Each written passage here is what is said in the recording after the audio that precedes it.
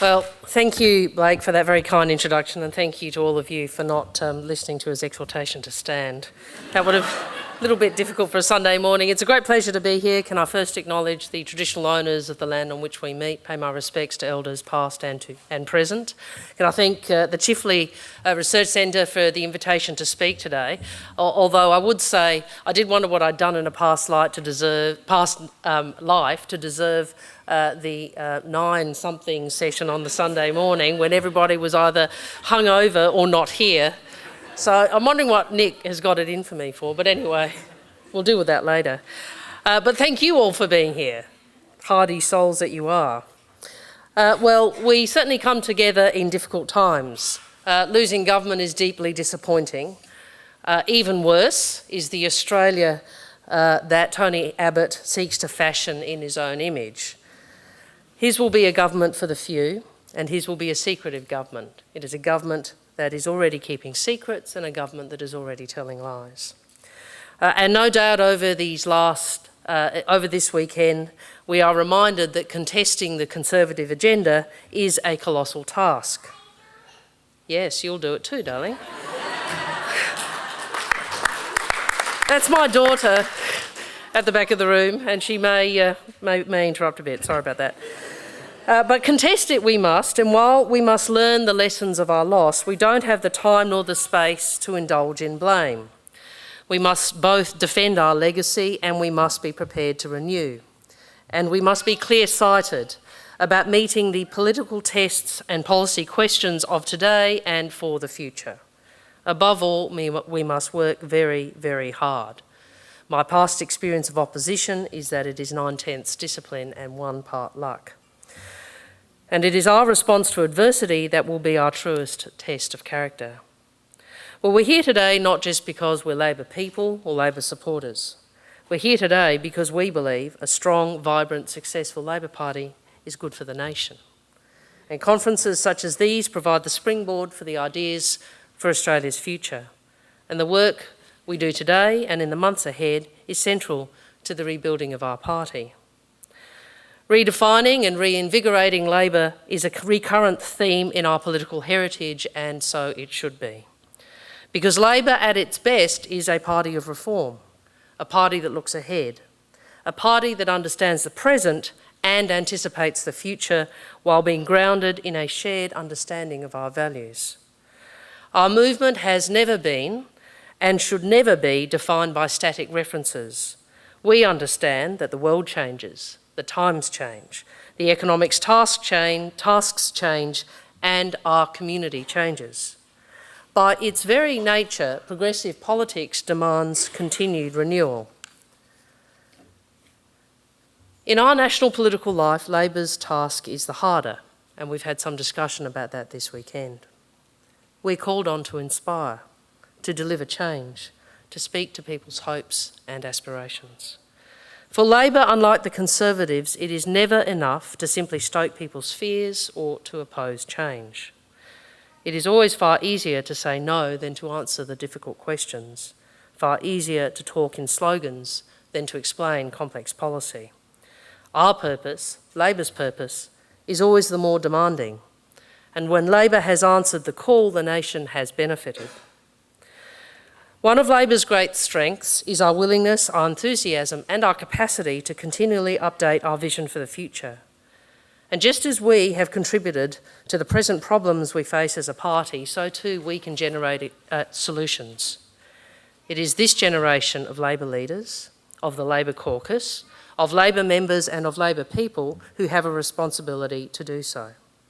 So today I want to offer some thoughts about how we go about charting that future path. One of the first speeches I delivered as Minister for Finance was the John Button Memorial Lecture in 2010. And in that speech I said, if I were asked what Labor stood for, it would be, in short, a fair go, a just society and a strong economy. And I give the same answer today. A fair go encompasses Labor's tradition of fairness, of equality of opportunity and the aspiration for equity in outcome and worth. A just society references our social, legal and institutional frameworks, the principles that govern our community and the relationships within it, our rights and our shared responsibilities. and a strong economy, the foundation for prosperity and fairness, because jobs matter.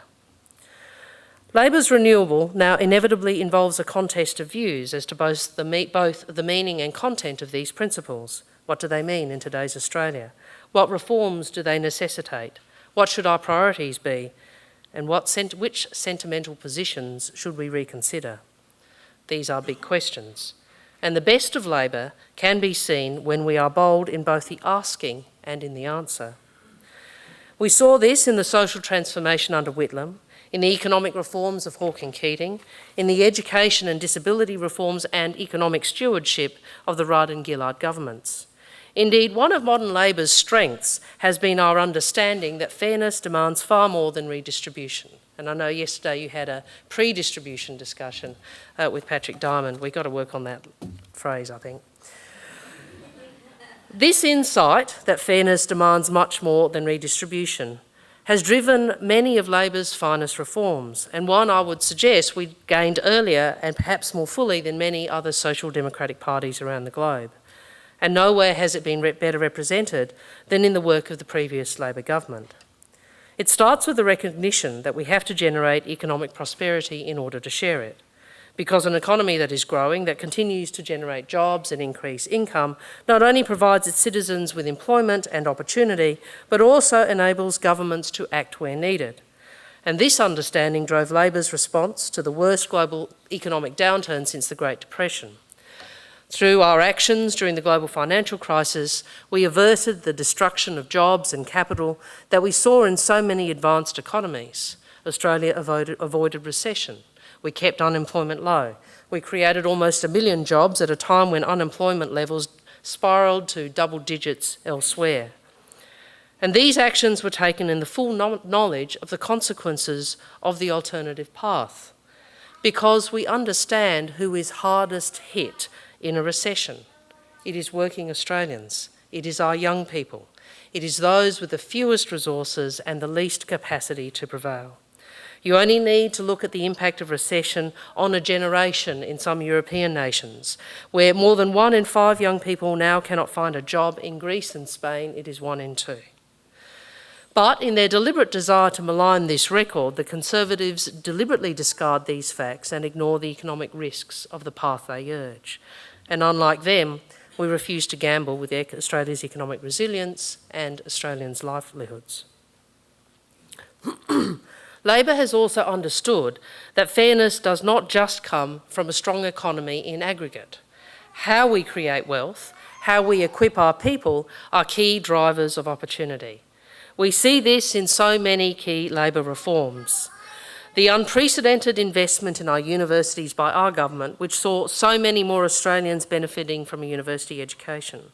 The reforms in vocational education and the groundbreaking Better Schools plan, a plan with a clear and powerful purpose that every child in every school has the resources and opportunity to fulfil their potential.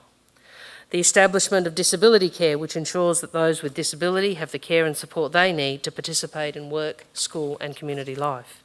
You see it also in our investments in the key infrastructure of this century, the National Broadband Network. High-speed broadband is critical to our nation's future and to our future economy, as critical as the copper network was to our past. Of course, this is now at risk under a coalition who seeks to impose a digital divide. Similarly, Labor's changes to the tax system prioritise the key objectives of equity and reward. Tripling the tax-free threshold ensured greater reward for effort and benefited 1 million Australians.